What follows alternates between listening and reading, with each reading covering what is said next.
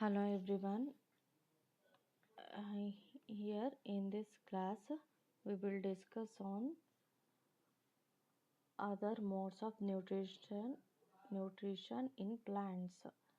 ಹಿಂದಿನ ತರಗತಿಯಲ್ಲಿ ನಾವು ನ್ಯೂಟ್ರಿಷನ್ ಇನ್ ಪ್ಲ್ಯಾಂಟ್ಸ್ ಅಲ್ಲಿ ಏನೇನು ನೋಡ್ಕೊಂಬಂದ್ವಿ ಅಂದರೆ ನ್ಯೂಟ್ರಿಯೆಂಟ್ಸು ಕಾರ್ಬೋಹೈಡ್ರೇಟ್ಸು ಅದೆಲ್ಲ ನೋಡ್ಕೊಂಬಂದ್ವಿ. ಹಾಗೆಯೇ ಫೋಟೋಸಿಂಥಸಿಸ್ ಪ್ರೋಸೆಸ್ ಬಗ್ಗೆನೂ ಸ್ವಲ್ಪ ತಿಳ್ಕೊಂಡ್ವಿ. ಇವಾಗ ನೆಕ್ಸ್ಟ್ ಏನು ಅಂತಂದರೆ other modes of nutrition in plants ಅಂತ ನೋಡ್ತಾ ಹೋಗೋಣ. There are some plants which do not have chlorophyll ಇರಲ್ಲ. ಅಂಥ ಪ್ಲ್ಯಾಂಟ್ಗಳ ಯಾವ ಥರ ಫುಡ್ಡನ್ನು ಪ್ರಿಪೇರ್ ಮಾಡ್ಕೊಳ್ಳುತ್ತೆ ಅನ್ನೋದನ್ನು ನೋಡ್ತಾ ಹೋಗೋಣ.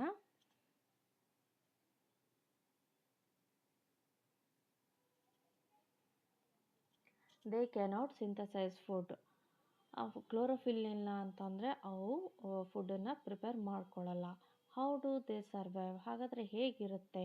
And from where do they derive nutrition? ಹೇಗೆ ಅದನ್ನು ತಂದ್ಕೊಳ್ಳುತ್ತೆ?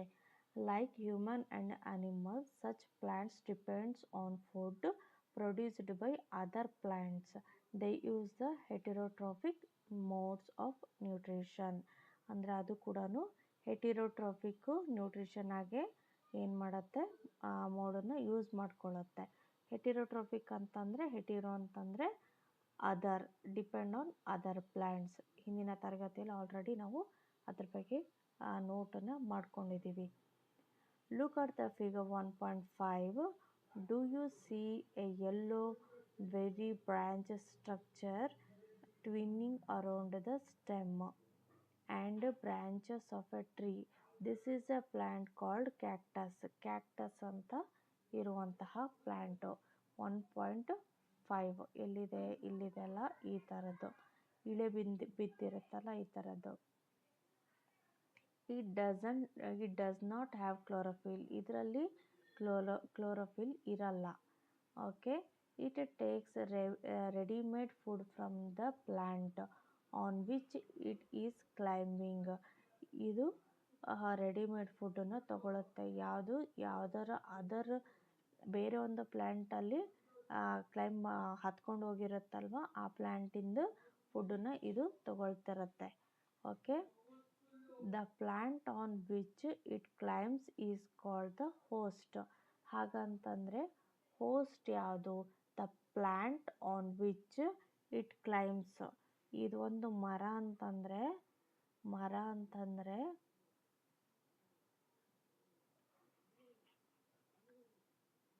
ಇಲ್ಲಿ ಮರ ಅಂತಂದರೆ ಒಂದು ಸಣ್ಣ ಬಳ್ಳಿಗಳು ಹತ್ಕೊಂಡು ಹೋಗ್ತಾ ಇರುತ್ತೆ ಇಲ್ಲಿ. ಓಕೆ. ಈ ಒಂದು ಬಳ್ಳಿಗಳು ಏನು ಅಂತಂದರೆ ಬಳ್ಳಿಗಳಿರುತ್ತಲ್ಲ, ಇದು ಬಳ್ಳಿಗಳಲ್ಲ. ಈ ಬಳ್ಳಿ ಏನಂತಂದರೆ ಗೆಸ್ಟು, ಇದು ಹೋಸ್ಟ್. ಈ ಮರ ಏನಾಗುತ್ತೆ? ಹೋಸ್ಟ್ ಅಂತ ಕರೀತಾರೆ. ಓಕೆ. ಇದು ಹೋಸ್ಟು, ಇದು ಬಳ್ಳಿ ಏನಿದೆ ಇದು ಗೆಸ್ಟ್. ಹೇರ್ ಇದಾಯ್ತಲ್ಲ, since it deprives the host of valuable nutrients. ಆಯಿತಾ? ಅಲ್ಲಿಂದ ಏನು ಮಾಡುತ್ತೆ? ನ್ಯೂಟ್ರಿಯೆಂಟ್ಸನ್ನು ತೆಕ್ಕೊಳ್ಳುತ್ತೆ. Cuscuta is called the parasite.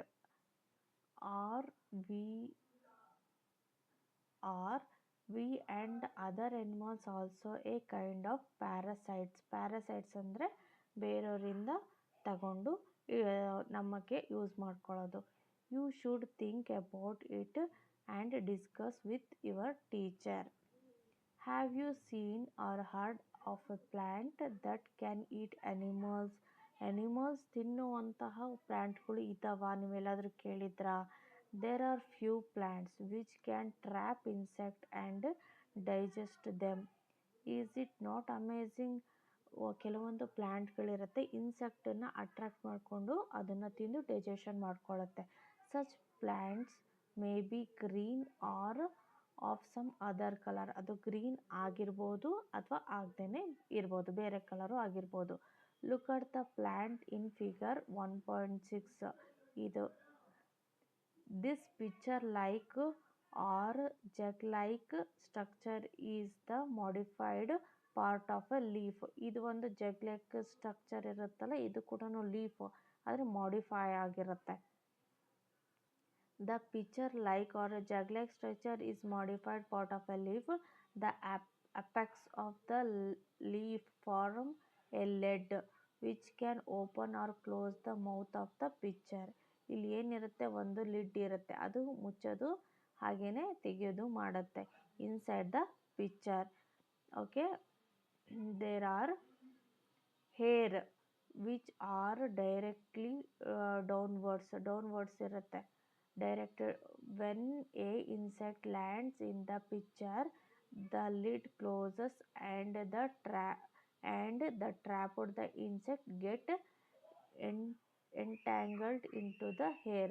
ಏನು ಮಾಡುತ್ತೆ ಅಂತಂದರೆ, ಯಾವುದೇ ಒಂದು ಹುಳ ಇದ್ರ ಹತ್ರ ಹೋಗಿದ್ರೆ ಇದು ಒಳಗಡೆ ಕೂತ್ಕೊಂಡ್ರೆ ಈ ಲಿಡ್ ಮುಚ್ಕೊಳ್ಬಿಡುತ್ತೆ. ಹಾಗೆ ಆ ಏರ್ಗಳಿರುತ್ತಲ್ಲ, ಆ ಒಂದು ಕೂಲಿಂದ ಒಂದು ಇನ್ಸೆಕ್ಟ್ನ ಟ್ರ್ಯಾಪ್ ಮಾಡಲಿಕ್ಕೆ ಪ್ರಯತ್ನ ಮಾಡುತ್ತೆ, ಹಿಡಿದಿಟ್ಕೊಳ್ಳೋಕ್ಕೆ.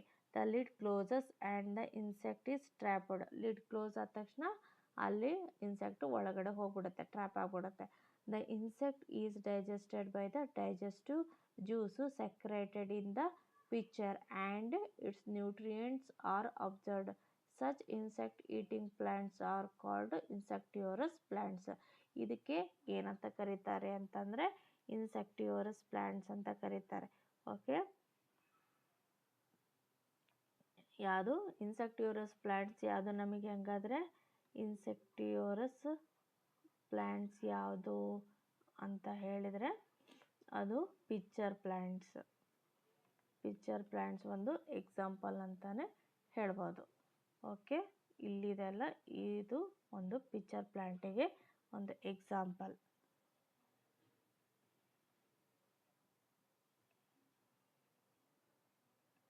ಇಷ್ಟ ಆಯಿತು. ನೆಕ್ಸ್ಟ್ ಬಂದು ಸ್ಯಾಪ್ರೋಫೈಟ್ಸ್. ಇದನ್ನು ಎರೇಸ್ ಮಾಡ್ತೇನೆ. ಇಲ್ಲಿ ನಾವು ಏನೇನು ನೋಡ್ಕೋಬೋದು, ಇಂಪಾರ್ಟೆಂಟ್ ಪಾಯಿಂಟ್ಸ್ ಏನೇನು ಅಂತ ಅಂದರೆ, ಇಲ್ಲಿ other modes of nutrients of the plants, ಎಲ್ಲೆಲ್ಲಿಂದ ನಮಗೆ ಫುಡ್ ಸಿಗುತ್ತೆ ಅಂತ ನೋಡಿದರೆ, ಒಂದು ಹೆಟಿರೋಟ್ರೋಫಿಕ್ ಮೋಡ್ಸ್ ಆಫ್ ನ್ಯೂಟ್ರಿಷನ್ ಒಂದು ಬರುತ್ತೆ. ಹಾಗೆಯೇ ಇನ್ನೊಂದು ಏನು ಅಂತಂದರೆ ಇದು ಟ್ರಾಫಿಕ್ ಮೋಡ್ ಆಫ್ ಇದರಲ್ಲಿ ಪ್ಯಾರಾಸೈಟ್ಸ್ ಬರುತ್ತೆ. ಅದಾದಮೇಲೆ ಇನ್ಸೆಕ್ಟಿವರಸ್ ಪ್ಲಾಂಟ್ಸ್ ಬರುತ್ತೆ. ಇಷ್ಟಂತೂ ಅರ್ಥ ಆಯಿತು ಅಂದ್ಕೊಂಡಿದ್ದೀನಿ. ಇನ್ಸೆಕ್ಟಿವರಸ್ ಪ್ಲಾಂಟ್ಸಿಗೆ ಎಕ್ಸಾಂಪಲು ಪಿಕ್ಚರ್ ಪ್ಲಾಂಟು, ಪ್ಯಾರಾಸೈಟಿಗೆ ಕಸ್ಕೂಟ. ಓಕೆ, ಇದನ್ನು ಅಳಿಸ್ತೀನಿ.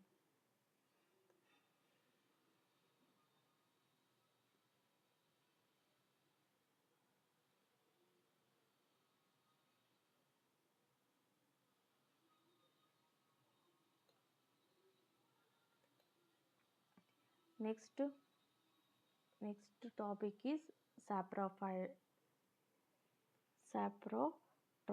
ಸ್ಯಾಪ್ರೋಟ್ರಾಪ್ಸ್ ಇರುತ್ತಲ್ಲ ಅದು.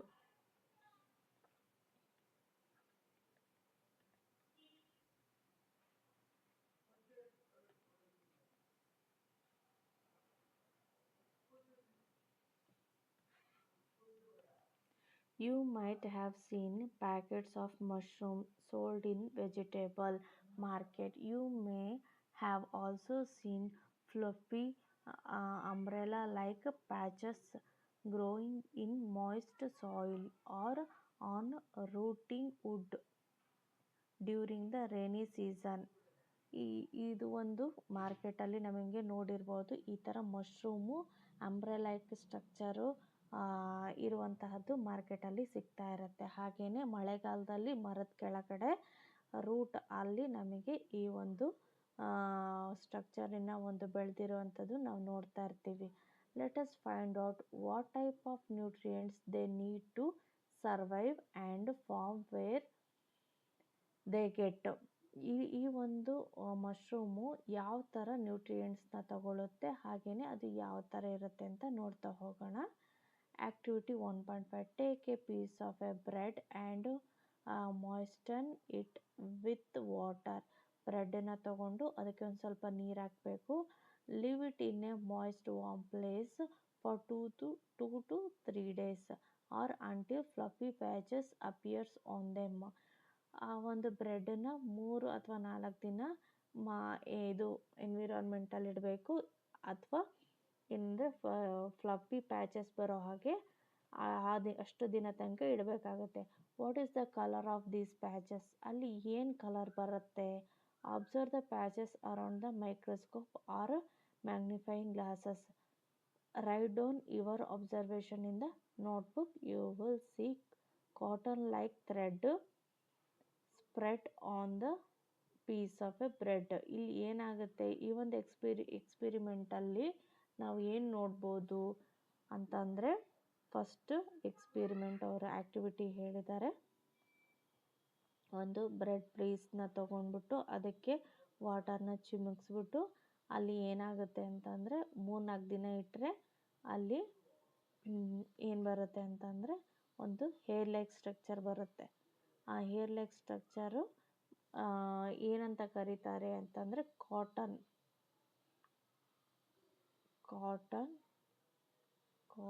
ಲೈಕ್ ಥ್ರೆಡ್ ಥರ ಕಾಣುತ್ತೆ.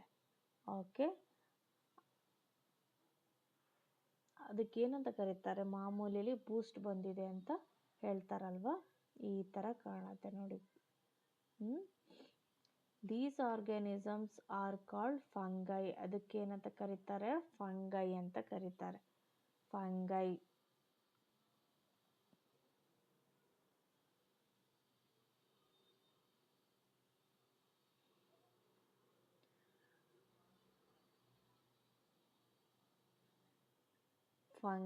ಫಂಗೈ ಎಲ್ಲಿ ಬಂದಿರುತ್ತೆ ಅಂದರೆ ಗ್ರೋಯಿಂಗ್ ಆನ್ ಬ್ರೆಡ್ ಮೇಲೆ ಬಂದಿರುತ್ತೆ. ಓಕೆ, ಈ ಪಾಯಿಂಟನ್ನು ನೆನ್ಪಿಟ್ಕೋಬೇಕು. They have a different mode of nutrition. They absorb nutrients from the bread. ಈ ಒಂದು ಫಂಗೈ ಎಲ್ಲಿಂದ ನ್ಯೂಟ್ರಿಷನ್ ತಗೊಳುತ್ತೆ ಅಂದರೆ ಫ್ರಮ್ ದ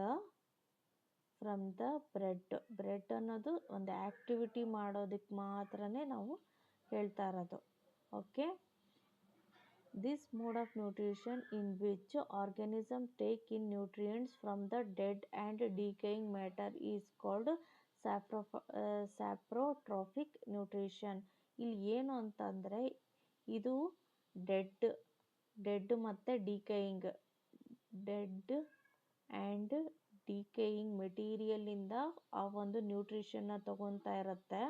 ಅದಕ್ಕೆ ಏನಂತ ಕರೀತಾರೆ ಅಂದರೆ ಸ್ಯಾಪ್ರೋಟ್ರೋಫಿಕ್ ನ್ಯೂಟ್ರಿಷನ್ ಅಂತ ಕರೀತಾರೆ. ಅಂದರೆ ಸತ್ತೋಗಿರುವಂಥದ್ದು, ಕೊಳಿತಾ ಇರುವಂತಹ ಒಂದು ಮೆಟೀರಿಯಲಿಂದ ನ್ಯೂಟ್ರಿಷನ್ನ ತಗೊತಾ ಇದ್ದರೆ ಅದಕ್ಕೆ ಸ್ಯಾಪ್ರೋಟ್ರೋಫಿಕ್ ನ್ಯೂಟ್ರಿಷನ್ ಅಂತ ಕರೀತಾರೆ.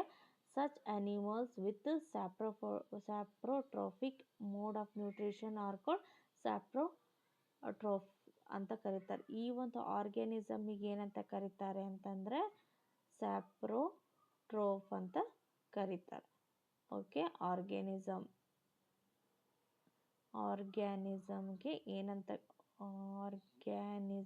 ಏನಂತ ಕರೀತಾರೆ ಅಂತಂದರೆ ಸ್ಯಾಪ್ರೋಟ್ರೋಫ್ಸ್ ಅಂತ ಕರೀತಾರೆ. ಮೋಡ್ ಆಫ್ ನ್ಯೂಟ್ರಿಷನ್ಗೆ ಏನಂತ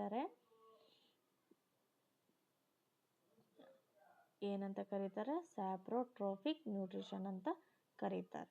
ಇದಿಷ್ಟು ಇಂಪಾರ್ಟೆಂಟ್ ಪಾಯಿಂಟ್ಸು. ಹಾಗೆಯೇ fungi also grown on pickles, leather, clothes and other articles that are left in hot and humid weather of long time. ಬರೀ ಬ್ರೆಡಲ್ಲಿ ಮಾತ್ರ ಆಗುತ್ತಾ? ಇಲ್ಲ, ಬೇರೆ ಎಲ್ಲ ಕಡೆಗೂ ಆಗುತ್ತೆ. ಎಲ್ಲಿ ಆಗುತ್ತೆ ಅಂತ ನೋಡೋದಾದರೆ ಪಿಕಲ್ಲು, ಹಾಗೆಯೇ ಲೆದರ್, ಕ್ಲಾತ್ಸಲ್ಲೂ ಆಗುತ್ತೆ, ಆ್ಯಂಡ್ ಅದರ್ ಆರ್ಟಿಕಲ್ಸ್. ಎಲ್ಲಿ ಯಾವೊಂದು ವಾತಾವರಣದಲ್ಲಿ ಆಗುತ್ತೆ ಅದು ಅಂತಂದರೆ ಹಾಟ್ ಇರಬೇಕು ಮತ್ತು ಹ್ಯೂಮಿಡಿಟಿ ಇರುವಂಥದ್ದು. ಹಾಟ್ ಇದ್ದರೆ ಆಗಲ್ಲ, ಹ್ಯೂಮಿಡಿಟಿ ಇದ್ದರೆ ಅದು ಬೇಗ ಆಗುತ್ತೆ. Humidity weather. ಈಗ ಮಳೆಗಾಲದಲ್ಲಿ ನೋಡಿ, ಮಳೆಗಾಲದಲ್ಲಿ ಏನಾಗ್ಬಿಟ್ಟಿರುತ್ತೆ ಅಂತಂದರೆ ವಾರ್ಡ್ರೋಬಲ್ಲಿ ಗ್ರೌಂಡ್ ಫ್ಲೋರಲ್ಲಿ ವಾರ್ಡ್ರೋಬಲ್ಲಿ ತೆಗೆದು ನೋಡಿದರೆ ಸ್ಮೆಲ್ ಬರ್ತಾ ಇರುತ್ತೆ ಬಟ್ಟೆದು. ಯಾಕೆ ಅಂತಂದರೆ ಅಲ್ಲಿ ಹ್ಯೂಮಿಡಿಟಿ ಜಾಸ್ತಿ ಇರುತ್ತೆ. During the rainy season they spoil many things such your parents about the menace of fungi in your house. The fungal spores are generally present in air. ಇಲ್ಲಿ ಏನಿರುತ್ತೆ ಅಂದರೆ ಫಂಗೈ ಎಲ್ಲಿರುತ್ತೆ ಅಂದರೆ ಏರಲ್ಲಿ ಜಾಸ್ತಿ ಇರುತ್ತೆ. Okay, when they land on wet and warm thing they germinate and grow. ಇದು fungi ಏರಲ್ಲಿರುತ್ತೆ. ಅದು ಏನು ಮಾಡುತ್ತೆ ಅಂತಂದರೆ ಲ್ಯಾಂಡ್ ಆಯಿತು, ಯಾವ್ದಾರ ಒಂದು ಮೆಟೀರಿಯಲ್ ಮೇಲೆ ಲ್ಯಾಂಡ್ ಆಯಿತು ಅಂತಂದರೆ ಅಲ್ಲಿ ಏನು ಮಾಡುತ್ತೆ ಅಂತಂದರೆ ಅದು ಬೆಳೆಯೋಕ್ಕೆ ಸ್ಟಾರ್ಟ್ ಆಗುತ್ತೆ. Okay, now you can figure out how we protect our things from getting spoiled. ಫಂಗೈಯಿಂದ ಏನಾಗುತ್ತೆ ಅಂದರೆ ಎಷ್ಟೋ ಒಂದು ಮೆಟೀರಿಯಲ್ಗಳು ಹಾಳಾಗ್ತಾ ಬರುತ್ತೆ. ಓಕೆನಾ, ಆ ಹಾಳಾಗದೆ ಇರೋದಕ್ಕೆ ನಾವು ಏನೇನು ಮಾಡ್ಬೋದು ಅಂತ ಥಿಂಕ್ ಮಾಡಬೇಕು. ಓಕೆ, ಏನೇನು ಮಾಡೋಕ್ಕೆ ಸಾಧ್ಯ ಆಗುತ್ತೆ ಅನ್ನೋದನ್ನು ಈಗ ನೋಡ್ತಾ ಹೋಗೋಣ. ಫಸ್ಟ್ ಇದನ್ನು rub ಮಾಡ್ಕೊಂಬಿಡ್ತೀನಿ.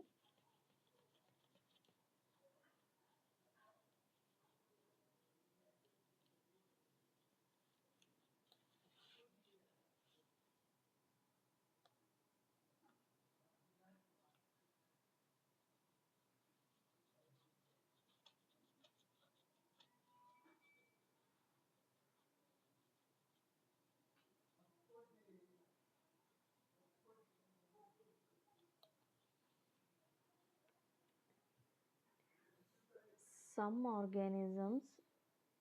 organisms live together and share both shelter and nutrients. This relationship is called symbiosis ಅಂತ ಕರೀತಾರೆ. ನೆಕ್ಸ್ಟ್ ಇಂಪಾರ್ಟೆಂಟ್ ಪಾಯಿಂಟ್ ಯಾವುದು ಅಂತಂದರೆ ನಮಗೆ ಬೇಕಾಗಿರುವಂಥದ್ದು ನೆಕ್ಸ್ಟ್ ಪಾಯಿಂಟ್ ಯಾವುದು ಬಂತು ಅಂತಂದರೆ ಸಿಂಬೋಯಾಸಿಸ್. ಸಿಂಬೋಯಾಸಿಸ್ ಅಂದರೆ ಏನು?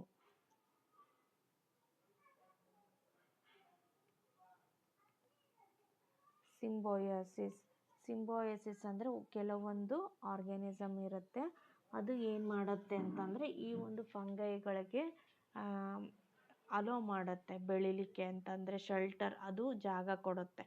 ಆ್ಯಂಡ್ ಜಾಗ ಕೊಟ್ಟು ಅದರದ್ದು ನ್ಯೂಟ್ರಿಯೆಂಟ್ಸು ಆ ಫಂಗೈಗಳಿಗೆ ಕೊಡುತ್ತೆ.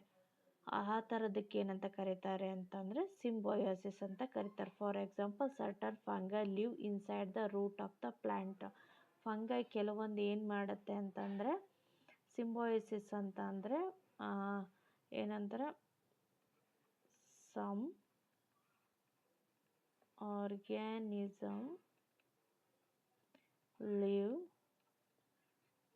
Together and share both shelter, ಜಾಗನೂ ಕೊಟ್ಟು ನ್ಯೂಟ್ರಿಷನ್ನು ಕೊಡುತ್ತೆ. ತುಂಬ ತ್ಯಾಗಮಯಿಗಳು. ಯಾವುದದು ಅಂದರೆ ಸಿಂಬೋಯಾಸಿಸ್. ಓಕೆ, ಆ ಒಂದು ಎರಡಕ್ಕೆ ರಿಲೇಷನ್ ಇರುತ್ತಲ್ಲ ಅದಕ್ಕೆ ಸಿಂಬೋಯಾಸಿಸ್ ಅಂತ ಕರೀತಾರೆ. ಎಕ್ಸಾಂಪಲ್ ಯಾವುದು ಅಂತಂದರೆ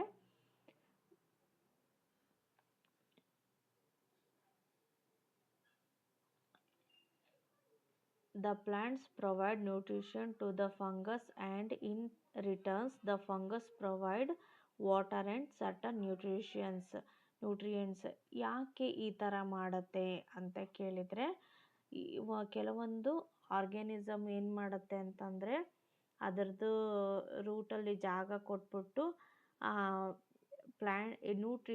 ನ್ಯೂಟ್ರಿಯೆಂಟ್ಸನ್ನು ಫಂಗೈ ಕೊಡುತ್ತೆ. ಅದ್ರ ಬದಲಿಗಾಗಿ ಏನೋ ತೊಗೊಳ್ಬೇಕಲ್ಲ, ಫಂಗಸ್ಸಿಂದ ಏನು ತೊಗೊಳುತ್ತೆ, ವಾಟರು ಮತ್ತು ಸರ್ಟನ್ ಬೇರೆ ನ್ಯೂಟ್ರಿಯೆಂಟ್ಸನ್ನು ಅದು ತಗೊಳ್ತಾ ಇರುತ್ತೆ. ಇವಾಗ ಅರ್ಥ ಆಯ್ತಾ?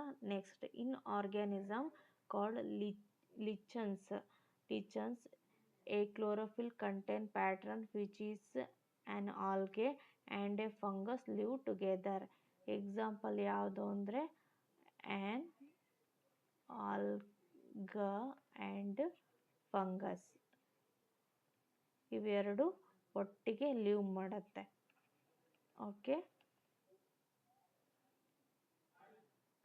The fungus provides shelter, water, and minerals to the algae, and in return, the algae prepare and provide food for the fungus. ಇಲ್ಲಿ ಏನು ಮಾಡುತ್ತೆ ಅಂದರೆ ಫಂಗಸ್ ಏನು ಕೊಡುತ್ತೆ ಅಂದರೆ ಇದಕ್ಕೆ ಏನು ಕೊಡುತ್ತೆ ಅಂತ ನೋಡೋದಾದರೆ ವಾಟರು ಮತ್ತು ಶೆಲ್ಟರ್ನ ಕೊಡುತ್ತೆ, ಜಾಗನೂ ಕೊಡುತ್ತೆ, ಹಾಗೆಯೇ ವಾಟರು ಆಮೇಲೆ ಆ್ಯಂಡ್ ಮಿನರಲ್ಸ್ ಕೂಡ ಕೊಡುತ್ತೆ. ಇನ್ ರಿಟರ್ನಾಗಿ ಏನು ಕೊಡುತ್ತಪ್ಪ ಫಂಗಸ್ಸಿಗೆ ಅಂತಂದರೆ ಫುಡ್ಡು ಕೊಡುತ್ತೆ. ಇದನ್ನೆಲ್ಲ ಯೂಸ್ ಮಾಡಿಕೊಂಡು ಫುಡ್ ಪ್ರಿಪೇರ್ ಮಾಡಿ ಫಂಗಸ್ಸಿಗೆ ರಿಟರ್ನ್ ಆಗಿ ಕೊಡುತ್ತೆ. ಯಾವುದು? ಆಲ್ಗೆ. ಈಗ ಅರ್ಥ ಆಯಿತು ಅಂದ್ಕೊಂಡಿದ್ದೀನಿ. Next topic is how nutrients are replenished in the soil ಅನ್ನೋದನ್ನು ನೋಡ್ತಾ ಹೋಗೋಣ.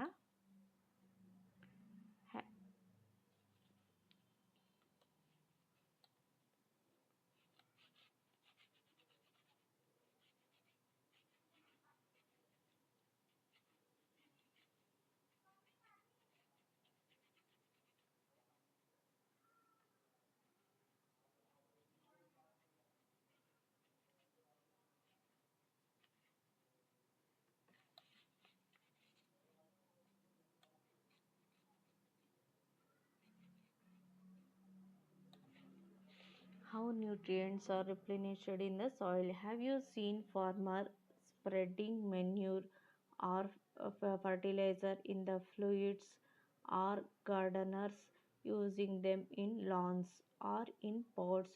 Do you know why this is done? ನೀವು ನೋಡಿರ್ಬೋದು, ಫಾರ್ಮರ್ಸು ಆ ಮೆನ್ಯೂರ್ ಅಥವಾ ಫರ್ಟಿಲೈಸರ್, ಗೊಬ್ಬರ ಅಥವಾ ಫರ್ಟಿಲೈಸರ್ನ ಫೀಲ್ಡಲ್ಲಿ ಹಾಕ್ತಾ ಇರೋದನ್ನು ನೋಡಿರ್ತಾರೆ. ಯಾಕೆ ಹಾಕ್ತಾ ಇರ್ಬೋದು? You learn that plant absorb minerals and nutrients from the soil. ನಿಮಗೆಲ್ಲ ಗೊತ್ತಿರ್ಬೋದು, ನೋಡಿದ್ದೀರಿ, ಹಾಗೆ ಕಲ್ತಿದ್ದೀರಿ ಕೂಡ. ಸಾಯಿಲಿಂದ ಪ್ಲ್ಯಾಂಟ್ಗಳು ಮಿನರಲ್ಸ್ ಮತ್ತು ನ್ಯೂಟ್ರಿಯೆಂಟ್ಸನ್ನು ಅಬ್ಸರ್ವ್ ಮಾಡ್ಕೊಳ್ಳುತ್ತೆ ಅಂತ. So their amounts in the soil keep on declining. ಅದರಿಂದ ಏನಾಗುತ್ತೆ, ಸಾಯಿಲಲ್ಲಿ ನ್ಯೂಟ್ರಿಯೆಂಟ್ಸ್ ಕಡಿಮೆ ಆಗ್ತಾ ಹೋಗುತ್ತೆ. Fertilizers and manure contains nutrients such as nitrogen, potassium, phosphorus, etc. These nutrients need to be added from time to time to enrich the soil. ಯಾಕೆ fertiliser ಹಾಕಬೇಕು ಅಂತಂದರೆ, ನಾವು ಪ್ಲ್ಯಾಂಟ್ಸು ಏನು ಮಾಡುತ್ತೆ, ಒಂದು ನೆಲದಲ್ಲಿ ಇರುತ್ತಲ್ವ, ನೆಲದಲ್ಲಿ ಫೀಲ್ಡಲ್ಲಿ ಏನು ಮಾಡುತ್ತೆ, ಸಾಯಿಲ್ ಪ್ಲ್ಯಾಂಟ್ಸ್ಗಳು ಏನು ಮಾಡುತ್ತೆ ಅಂತಂದರೆ ಪ್ಲ್ಯಾಂಟ್ಸ್ಗಳು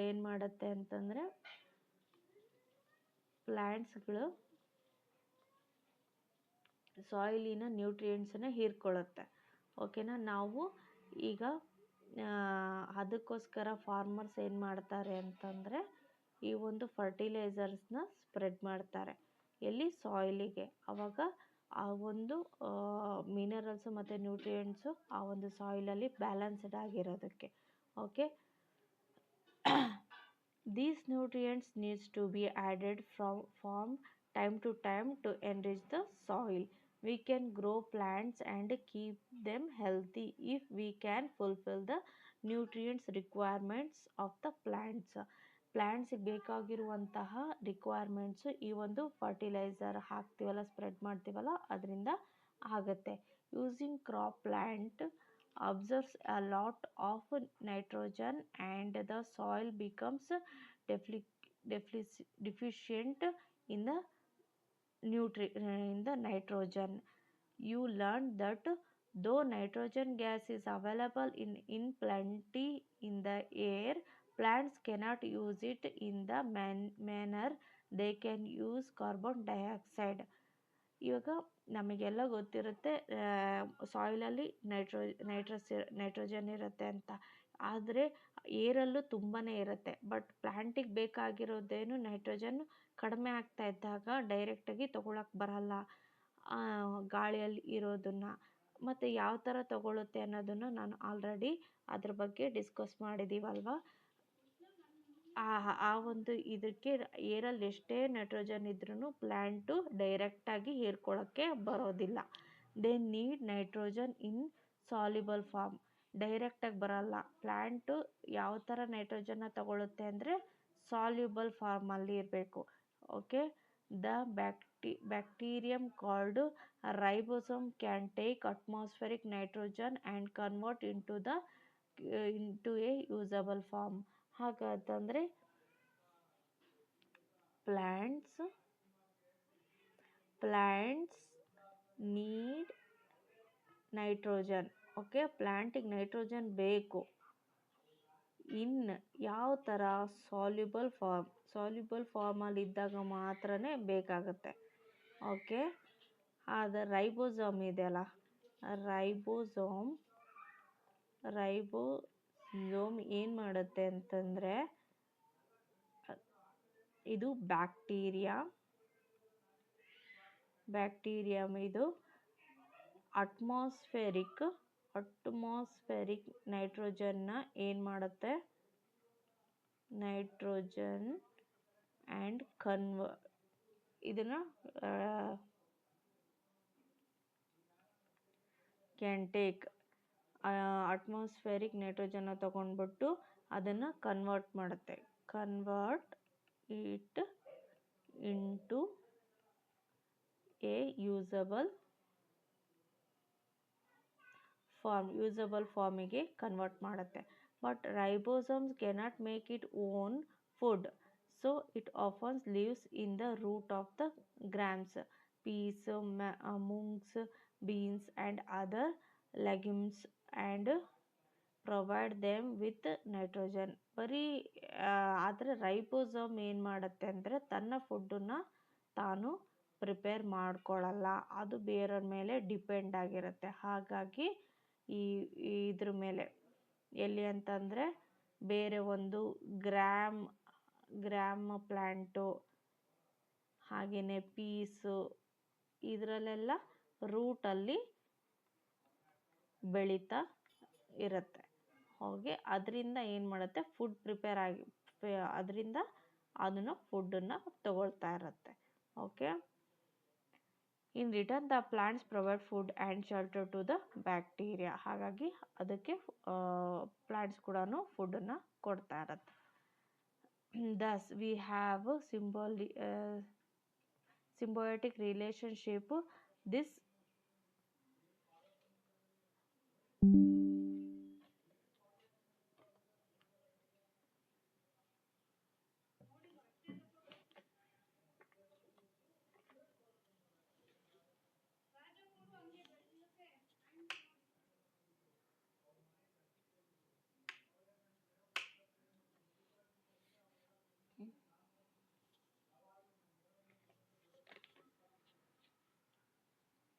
ಒಂದು ನಿಮಿಷ.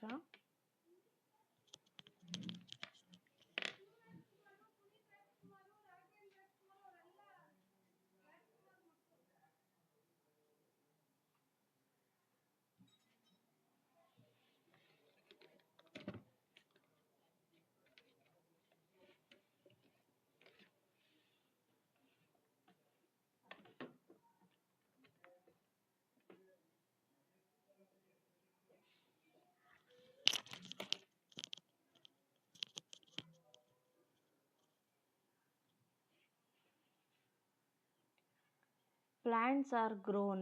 Most of the pulses ಅಂದರೆ dal are obtained from leguminous plants. In the chapter you learned that most of the plants are autotrophs.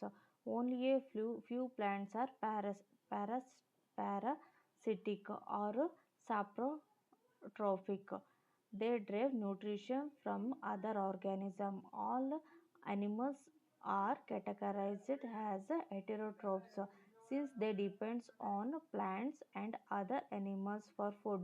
Can we say that the insectivorous plants are partially heterotrophs? ಈ ಒಂದು ಚಾಪ್ಟರಲ್ಲಿ ನಾವು ಜಾಸ್ತಿ ಏನನ್ನು ಕಲ್ತ್ವಿ ಅಂತಂದರೆ plants ತನ್ನ ಒಂದು ಫುಡ್ಡನ್ನು ಪ್ರಿಪೇರ್ ಮಾಡ್ಕೊಳ್ಳುತ್ತೆ. ಸ್ವಲ್ಪ ಪ್ಯಾರಾಸಿಟಿಕ್ ಮತ್ತು ಸ್ಯಾಪ್ರೋಫೈಟ್ ಪ್ಲ್ಯಾಂಟ್ಸ್ಗಳು ಮಾತ್ರ ಬೇರೆದ ಮೇಲೆ ಡಿಪೆಂಡ್ ಆಗಿರುತ್ತೆ. ಹಾಗಾಗಿ ಪ್ಲ್ಯಾಂಟ್ಸನ್ನು ಏನಂತ ಕರಿತೀವಿ ನಾವು, ಆಟೋಟ್ರೋಫ್ಸ್ ಅಂತ ಒಂದು ಪಂಗಡಕ್ಕೆ, ಫ್ಯಾಮಿಲಿಗೆ ಅದನ್ನು ಸೇರಿಸ್ತೀವಿ. ಓಕೆ, ಇಷ್ಟಂತರೂ ಕಲ್ತ್ವಿ. ಹಾಗಾದರೆ ಅವ್ರು ಕ್ವೆಶನ್ ಕೇಳ್ತಾರೆ, ಇನ್ಸೆಕ್ಟಿವೋರಸ್ ಪ್ಲ್ಯಾಂಟ್ಸನ್ನು ನಾವು ಪಾರ್ಷಿಯಲಿ ಹೆಟೆರೋಟ್ರೋಪ್ಸ್ ಅಂತ ಕರಿಬೋದಾ ಅಂತ ಅವರು ನಿಮಗೆ ಪ್ರಶ್ನೆ ಹಾಕ್ತಾರೆ. ಇಲ್ಲಿ ಮೇನ್ ಪಾಯಿಂಟ್ಸ್ ಈ ಒಂದು ಚಾಪ್ಟರಲ್ಲಿ ನೋಡ್ತಾ ಹೋದರೆ ಯಾವ್ದಾದ್ರು ಬರುತ್ತೆ, ಆಟೋಟ್ರೋಫಿಕ್ಕು, ಕ್ಲೋರೋಫಿಲ್ಲು, ಹೆಟೆರೋಟ್ರೋಪ್ಸು, ಹೋಸ್ಟು, ಇನ್ಸೆಕ್ಟಿವೋರಸ್ಸು, ನ್ಯೂಟ್ರಿಯೆಂಟ್ಸು, ನ್ಯೂಟ್ರಿಷನ್ನು, ಪ್ಯಾರಾಸೈಟ್ಸು, ಫೋಟೋಸಿಂಥಸಿಸು, ಸ್ಯಾಪ್ರೋಫೈಟ್ಸು, ಸ್ಯಾಪ್ರೋಟ್ರೋಫಿಕ್, ಸ್ಟೊಮ್ಯಾಟ. ಇದಿಷ್ಟು ಇಂಪಾರ್ಟೆಂಟ್ ಕೀವರ್ಡ್ಸ್. ಇದ್ರ ಮೇಲೆ ನೋಟ್ಸನ್ನು ಮಾಡ್ಕೊಳ್ಳಿ. ಈ ಒಂದು ಚಾಪ್ಟರ್ ನಿಮಗೆ ಅರ್ಥ ಆಯಿತು ಅಂದ್ಕೊತೀನಿ. ಹಾಗೆ ಮತ್ತೊಂದು ಚಾಪ್ಟರಲ್ಲಿ ಮತ್ತೊಂದು ಟಾಪಿಕಲ್ಲಿ ನೋಟ್ಸ್ ಮಾಡೋಣ. ಹಾಗೆ ಮತ್ತೊಂದು ವಿಡಿಯೋದಲ್ಲಿ ಸಿಗೋಣ. Thanks for watching. ಬಾಯ್.